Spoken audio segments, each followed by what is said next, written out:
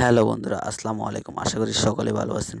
তো অনেকেই আছেন যারা যে মেসেজ এর ব্যাকগ্রাউন্ডে অন্য বা আপনার নিজের পছন্দের মতো পিকচার বসাতে চান। তো সেটা কিভাবে বসাবেন? তো আজকের ভিডিওতে আমি দেখিয়ে দিচ্ছি। অনেকেই অনেক মোবাইল দিয়ে এভাবে এই সেটিং থেকে খুঁজে বের করতে পারবেন। তো আমি দেখিয়ে দিচ্ছি কিভাবে যে করবেন। যেকোনো মোবাইলে এটা কিভাবে করবেন। প্রথমত আপনারা চলে যাবেন মেসেজ অ্যাপসটিতে।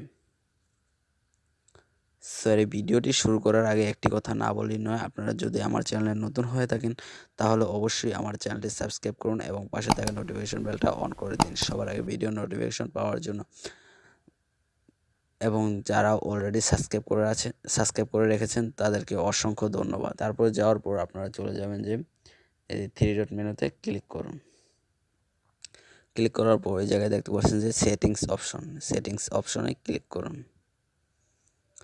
ক্লিক করার পর এই জায়গায় দেখতে পাচ্ছেন যে ব্যাকগ্রাউন্ডসে ক্লিক করুন।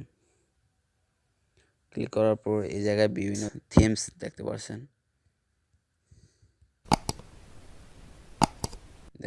আপনারা নিশ্চয়ই। তারপর আপনারা যদি আপনার পছন্দ মতো দিতে চান তাহলে গ্যালারি থেকে কিভাবে দিবেন।